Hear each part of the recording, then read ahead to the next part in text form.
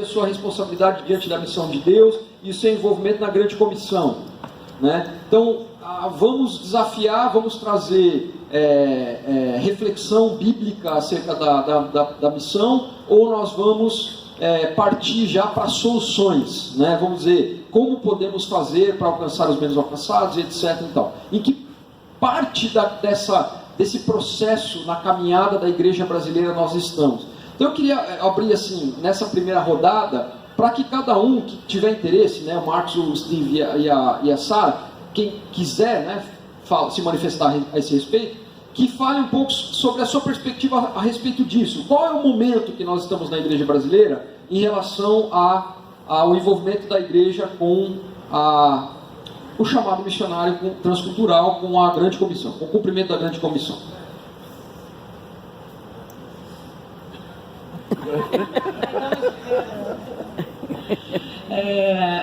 Na verdade, eu amei que a gente teve um pouco dessa conversa durante esses 10 dias de e-mail, porque eu estou muito feliz com a igreja brasileira.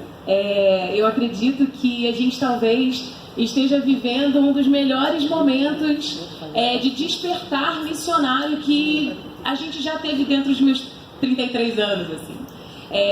Eu cresci numa igreja brasileira onde sempre foi muito presente nos seus investimentos em missões. E isso eu acho que é uma característica, e como o Cassiano falou, algumas igrejas, elas podem, o muito delas não é muito quantitativamente, mas é tudo que elas têm. E isso para mim é o bastante. Para Deus, biblicamente, ele também se apresenta bastante. Mas eu não sei se é um senso comum, talvez entre mim e você. Nos anos passados, talvez até dos anos 90, a igreja ela financiava missões com muito amor, sempre fez isso com muito amor. E hoje, a partir dos anos 2000, um pouquinho para frente, acho que ficou muito evidente a ponte que foi construída entre essa igreja que financia e o campo.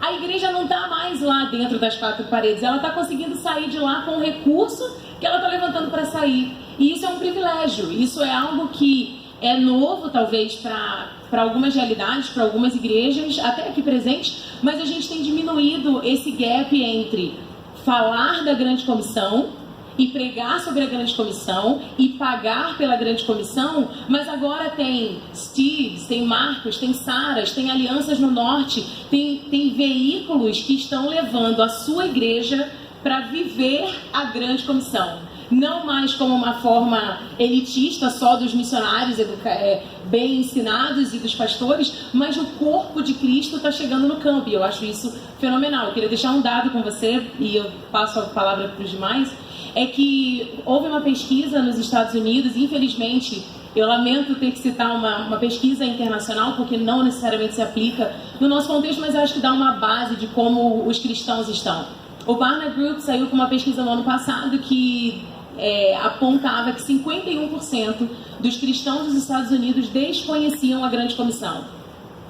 51% da igreja americana, de membros de igreja, desconheciam o que é a grande comissão. Eles não sabiam o que era. Cerca de 30% tinham uma noção, mas não sabia a que se referia. E eu acho que isso denuncia, eu não consigo fazer um gap, um abismo entre as coisas. A grande comissão é a base que empurra. A grande comissão, ela é a plataforma que nos impulsiona. Então eles sempre vão andar juntos. Os métodos sem a grande comissão, eles são vãos, vazios. E agora, aí que eu acho que entra a nossa responsabilidade como igreja brasileira de provocar isso no coração das pessoas, de provocar os teus membros, os nossos membros. O que Deus está te chamando para fazer? Aonde que é o vão que é para você? O que discípulos você tem feito? E provocar isso até que as nossas paredes não nos sustentem mais. Mas eu acredito que a igreja brasileira esteja vivendo um momento muito otimista, muito presente, tanto financeiramente, porque não houve um projeto, e pela graça de Deus, assim, que foi apresentado que a gente não teve resposta por uma igreja. Mas as igrejas querem projeto, elas querem coisas que são explicadas, elas querem transparência e elas querem retorno, né? Eu acho que isso é um bom combinado. Uma proposta clara, como a gente vai chegar e o retorno. Foi lá, fez, mostra com transparência que foi feito. E a igreja está pronta para isso, eu acredito. Sim, é sempre difícil, como estrangeiro, falar da situação da igreja brasileira, né? É um risco muito grande para mim e talvez não vai receber mais convites para compartilhar em igrejas. Mas eu estou aqui, de facto, trabalhando como missionário no Brasil por causa de uma missionária brasileira. Ela foi em obediência a Deus na década de 80, no fim, ou nos meados, de facto, da guerra civil lá em Moçambique. E ela começou a trabalhar aí numa área de risco. De facto, foi uma área tão difícil que o próprio líder da agência, quando ele foi a Moçambique, ele recusou entrar na área onde ela estava trabalhando. Ela tinha que sair daquela área para encontrar com ele.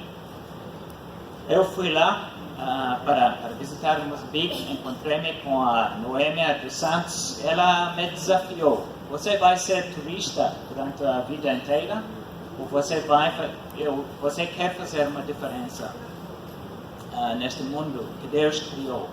Qual será a sua parte na obra de Deus? Eu fiquei tão impressionado com a coragem desta jovem brasileira aí, sozinha, em obediência ao Senhor, que este mudou o rumo da minha vida.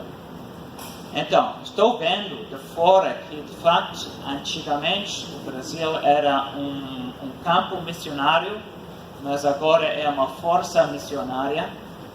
Parece que no passado, no princípio desta onda de missionários que saíram do Brasil, havia muito entusiasmo, muita energia, muita coragem, mas às vezes saíram sem um bom preparo, sem uma candidatura apropriada para as situações que eles iam enfrentar.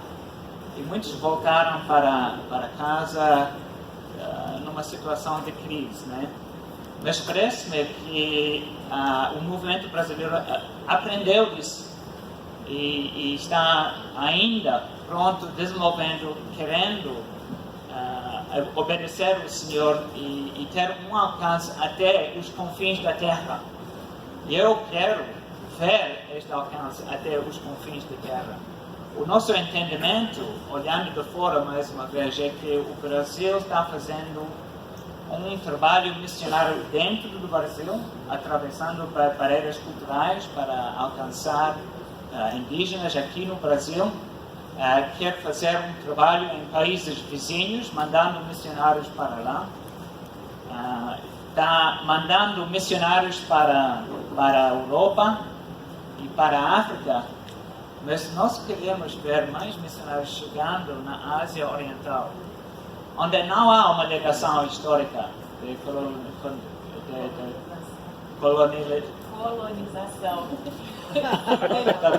já. Daquela coisa, né?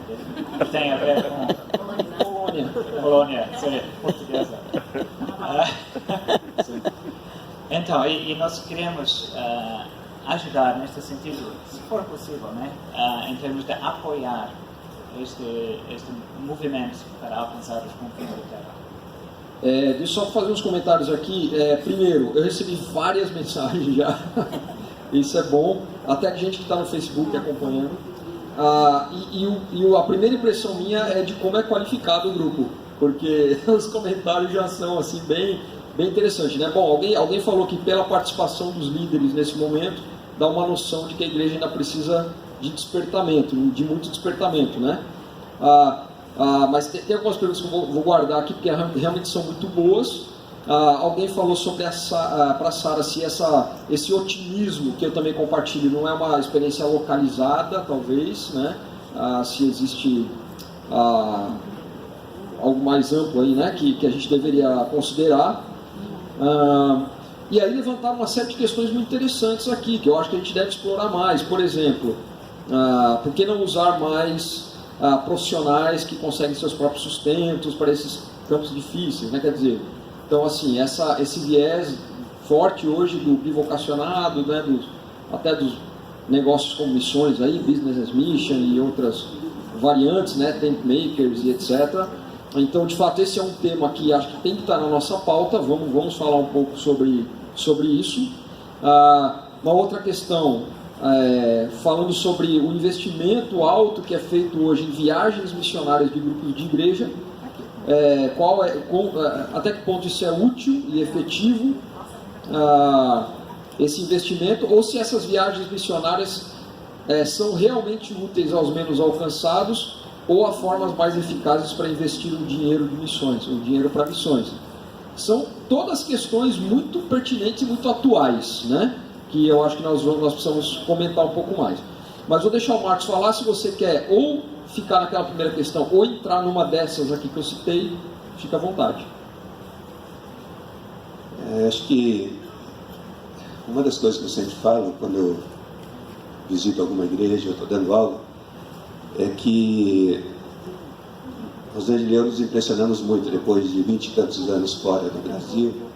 Quando nós voltamos, deu a impressão de que o mundo tinha avançado 23 anos e a nossa agenda missionária tinha ficado lá nos anos 80. Então, compartilho parcialmente do otimismo da Sara e realmente eu creio que a igreja brasileira tem sim se envolvido em missões, mas creio que entrou um pouco de ufanismo no nosso meio, no sentido de que muitas vezes nós somos a solução para a evangelização do mundo e nos esquecemos que, apesar de que nós temos algumas vantagens em relação a alguns missionários do norte, em relação à adaptação transcultural e outros aspectos, ainda assim, quando nós chegarmos lá, se nós não fizermos um bom trabalho de adaptação transcultural, aprendizado de idioma, etc., nós vamos sempre ficar num determinado platô e não vamos chegar no nível adequado de conhecimento de cultura e de idioma. Então, acho que aí a gente precisa trabalhar nisso. Outra coisa, o mundo teve uma transformação muito grande, com o que já foi falado, por exemplo. Hoje a maior parte dos cristãos estão na parte do mundo chamado de sul global. Então já não existe um continente enviador e depois todos os outros estão recebendo missionários. É o que se chama missão policêntrica. A gente é de todos os lados para todos os lados. Isso altera muitas coisas. O fato de nós não levarmos em conta de que, apesar de que a igreja na Índia é perseguida, em certos lugares da África é perseguido, no Oriente Médio é perseguido, na Ásia é perseguida, não quer dizer que não existe igreja.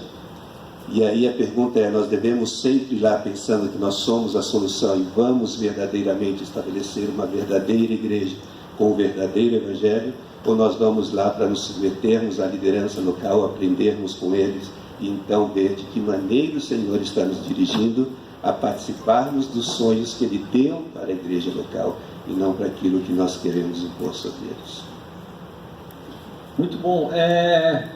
Tem uma questão aqui, outra também, que acho que a gente conversou sobre isso.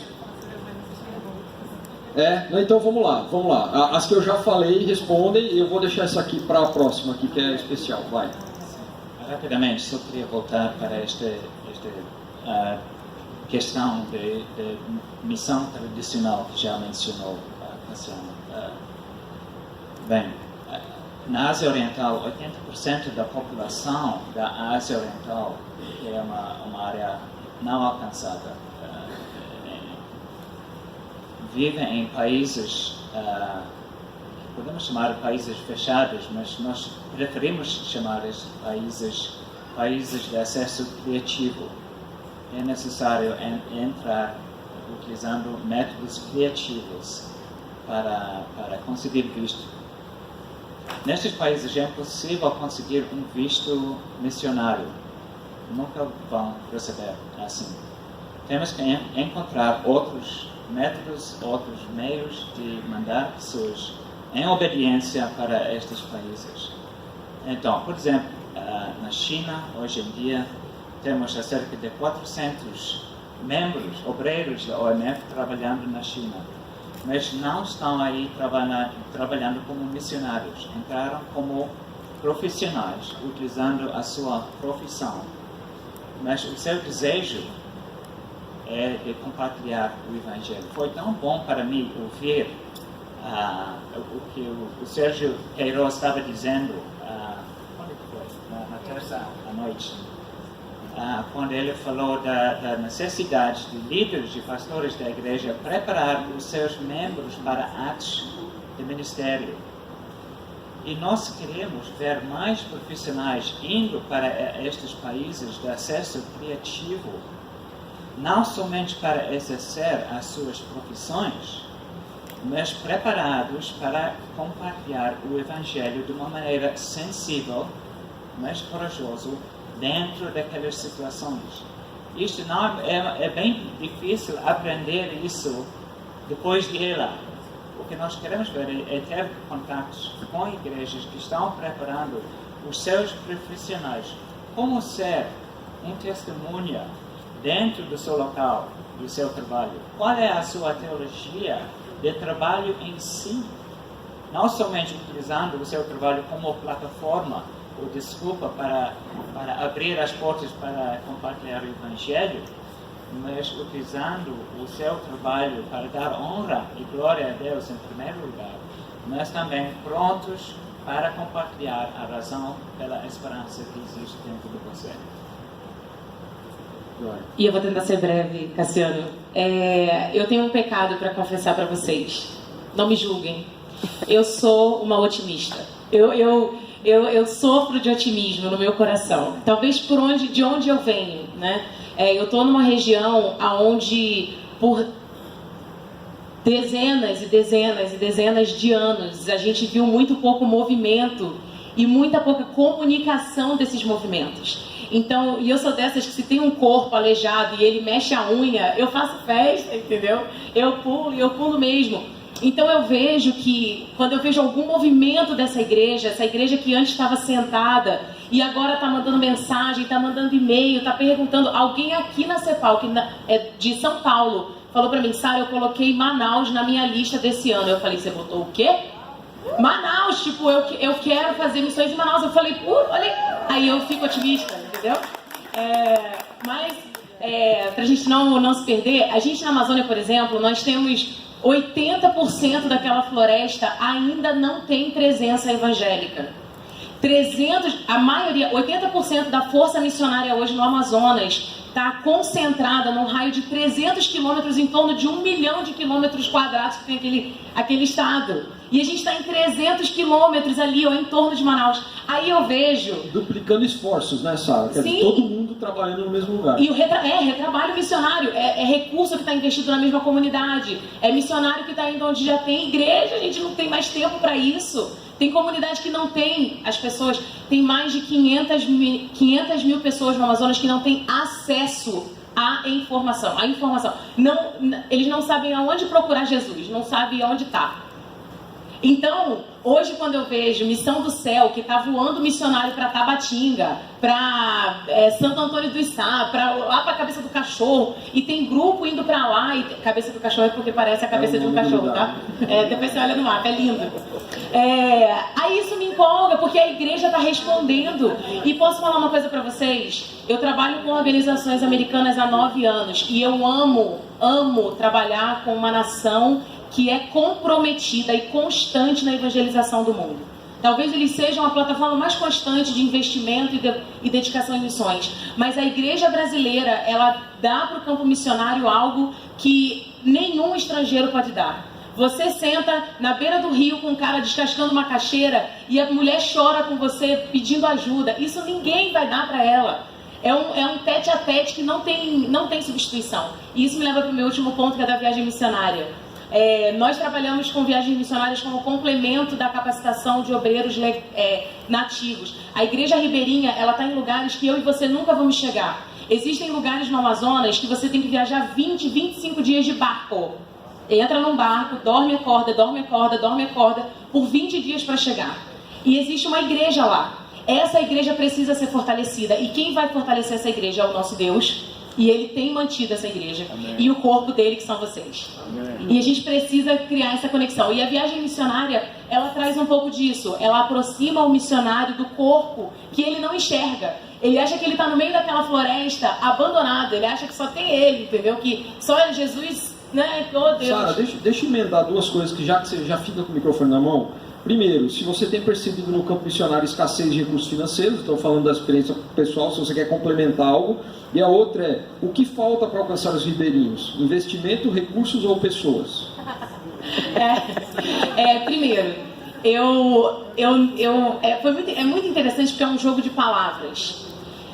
A falta de recurso não é porque as pessoas não estão dando, é porque não existe o bastante para pagar o diesel que a gente precisa para chegar onde a gente precisa chegar. Um voo que eu fiz de Manaus para Lábrea, que são 2h30 voando sobre floresta, custa R$14 mil para 5 passageiros. Faz essa conta. Agora, a gente chega numa igreja, lá na sua igreja, lá de onde você veio, Campinas, Porto Alegre, a gente vai lá e fala, a gente precisa de R$14 mil para voar para chegar em Pauini, porque tem pastores lá que precisam ser treinados. Sabe o que vocês fazem? Vocês doam. Então eu acho que existe uma relação entre informação e reação. A igreja brasileira não tem como reagir se ela não estiver informada. Ela não tem como responder se ela não souber. Então, eu acho que os recursos são aquém, porque o desafio é gigantesco. Mas os recursos vêm à medida que a informação vem também. Ótimo, ótimo. Alguma pergunta que já passou, a gente pode avançar aqui um pouquinho. Porque eu tenho uma questão aqui que eu acho que é importante. Quer dizer, eu não, os irmãos, né? Primeiro, um comentário. Cassiano, parece que a agência missionária está longe da igreja e a igreja, da mesma forma, está longe. Acho que precisamos estar mais próximos. E aí eu complemento com a outra questão que é, o que tem diminuído o investimento, contribuições se deve ao aumento de descrédito nas instituições, né? Então, o que o pessoal está levantando é o seguinte, até que ponto as organizações missionárias, agências missionárias, etc., estão fazendo o seu trabalho direitinho e estão dando feedback de forma correta, né, adequada para a igreja, e será que isso que nós estamos identificando como queda de investimento não é uma queda de investimento nas agências missionárias porque há um descrédito da igreja em relação às agências? Uma coisa nessa linha.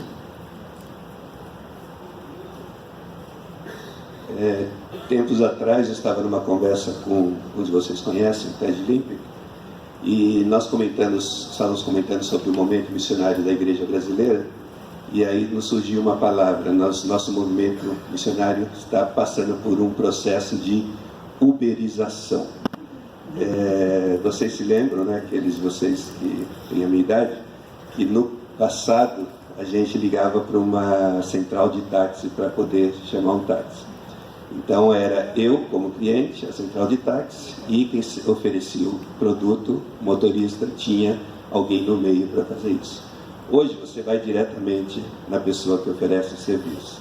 E com o avanço da comunicação, o que tem acontecido? As igrejas ou os missionários daqui estão entrando diretamente em contato com aqueles lá do outro lado do mundo, ou como pode ser também na região amazônica. E isso tem feito com que a agência missionária esteja sendo deixada um pouco de lado. Mas a culpa não é só por causa da tecnologia, já emendando com a outra. Eu acho que as agências missionárias, não todas, mas na sua grande maioria, não estão sabendo se adaptar à mentalidade dos mais jovens. E com isso, os mais jovens não têm paciência para passar por todo aquele processo que foi instaurado há 50, 60 anos, e muitas vezes fora do nosso contexto, que foi importado, e daí estão buscando vias mais rápidas. Vocês sabem que a moçada hoje, eles acreditam que eles, Deus e o Google, eles resolvem qualquer coisa, não precisa de mais nada. E está acontecendo isso no movimento missionário, que vai trazer sérios problemas no futuro. Mas é a realidade, já está trazendo. Mas essa é a nossa realidade atual. E um dos problemas que eu ia mencionar na minha resposta anterior é o seguinte: nós precisamos urgentemente de redefinirmos o que nós entendemos por missões. Nós estamos usando a mesma definição que nós tínhamos há 50, 60, 70 anos, já não serve. A Sara mencionou a grande comissão, que não deixa de ser uma passagem extremamente importante, apesar que no nosso contexto político atual falar de grande comissão pode ser um problema bastante sério, mas eu creio que nós precisamos ser um pouco mais abrangentes quando nós falamos e definimos o que é missões. Recentemente, numa sala de 20 e poucos alunos, eu pedi para me definir em missão singular, missões plural, missionário, campo missionário. Em 20 alunos, talvez tenhamos tido 30 definições diferentes. Então, é um trabalho que não vamos fazer aqui, obviamente, mas que precisa ser feito. Eu acho que a gente tem que continuar um pouco mais esse tema. E uma outra pergunta que chegou no Novo Testamento as igrejas locais enviavam e sustentavam seus missionários. Dessa forma, o mundo conhecido foi alcançado. Há hoje uma terceirização de missões? Bom, enquanto vocês pensam, primeiro, não é bem assim, né? Não é bem assim. Gostei. As igrejas do Novo Testamento enviavam e sustentavam seus missionários. Assim, irmãos, lembrem-se que a igreja de Antioquia enviou Paulo e a sua equipe na primeira viagem, mas eles não ficam, quer dizer, a relação de Paulo com a igreja de Antioquia não era essa que a gente defende muitas vezes, né? Quer dizer, você vai ficar o resto da vida recebendo sustento daquela igreja, pensando conta para aquela igreja. Então, assim, aconteceu muita coisa aí no meio do caminho, né? Então, nem sempre era a igreja local que sustentava os missionários. Às vezes eram pessoas, às vezes eram igrejas, às vezes era o trabalho dele, né? Isso está claro no Novo Testamento, né? Quando ele precisava, ele trabalhava, inclusive, para sustentar a sua equipe, não só ele. Então, não creio que o mundo foi alcançado só nesse modelo de igrejas locais enviando e sustentando, né? E se há hoje uma terceirização de missões, aí eu vou deixar os irmãos responder. Isso é muito rápido, só num comentário. Nós somos muito influenciados pelo pensamento grego, nós adoramos dicotomias, tudo que está no meio a gente fica assim um pouco perdido, mas quando nós olhamos os exemplos bíblicos, quando nós olhamos os exemplos históricos, a Sara acabou de mencionar aqui uma palavra multiforme. Existem muitas maneiras de fazer missões. Business as mission, que a gente trata como se estivéssemos reinventando a roda, existe há muitos séculos, né? Então, nós temos que entender que Deus está operando de diferentes maneiras. Existe lugar para o profissional de missões, para o pastor, e existe lugar para o homem de negócios que vai estabelecer um negócio que vai abençoar muita gente de diferentes maneiras. Então, é uma questão de abrirmos a mentalidade.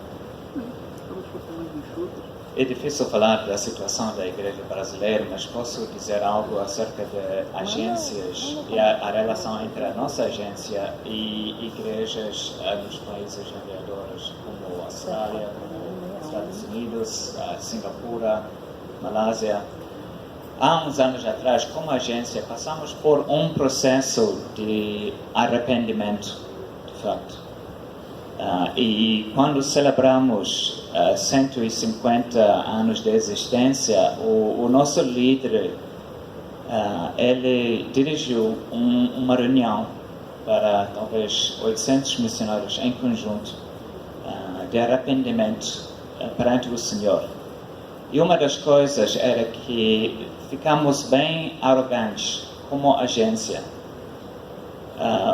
dizendo às igrejas locais: dá-nos os seus recursos, dá-nos o seu pessoal e vamos acabar a tarefa, porque nós somos os peritos. E era necessário reconhecer que isto foi um erro, que de facto, em vez da igreja local servir a agência é o servo da igreja local. E era necessário mudar a nossa maneira de ver a igreja local dentro disso. Tendo dito isso, nós podemos oferecer à igreja local ajuda como uma agência em termos de formação de missionários, em termos de escolas de línguas, em termos de ajudar os missionários, os profissionais, os homens de negócio, pessoas chegando em Ásia Oriental, tempo e espaço para aprender a língua, para aprender a cosmovisão. Podemos cuidar dos obreiros também, e podemos ajudar em termos de estratégia dentro do país, tendo esta experiência dentro do país, para apoiar a igreja local no seu trabalho como servo, em apoio do trabalho da igreja local? Sara, antes de você falar, você vai falar agora, mas só ler um comentário aqui. Reconhecemos o trabalho relevante da Sara Rodrigues no Reino. Sugerimos que ela publique artigos que falem a respeito desse trabalho a fim de contagiar o Brasil. Olha o incentivo aí, viu? Agora estamos esperando os artigos. Sem pressão, né? A gente publica, o Marcos publica, o Marturelli. Não, eu quero ser os artigos para escrever os meus primeiro, baseados. Mas obrigado pelo encorajamento. Eu tenho aprendido muito com outras organizações, com outros missionários. Steve é uma enciclopédia, gente. Ele fala devagar, sim, mas ele é uma enciclopédia, esse homem. E, então a gente tem muito que aprender uns com os outros, com certeza. Cassiano, eu só queria voltar ao ponto do investimento, porque isso é muito, muito importante. Não pelo dinheiro, porque eu quando ouço a gente investimento, quando você fala queda de investimento, a gente naturalmente pensa em investimento financeiro, né? Mas eu consigo ver isso de uma forma um pouco mais encorpada, mais multiforme, né? O investimento da sua vida, investimento da sua igreja, investimento relacional. E a gente teve uma pesquisa em 2017, desculpa, também é uma pesquisa internacional, mas que denuncia que 3 em cada 10 americanos deixaram de dar recursos para a igreja para investir em organizações sem fins lucrativos de cunho cristão. Daí você olha um pouco mais para frente, você vai ver que essa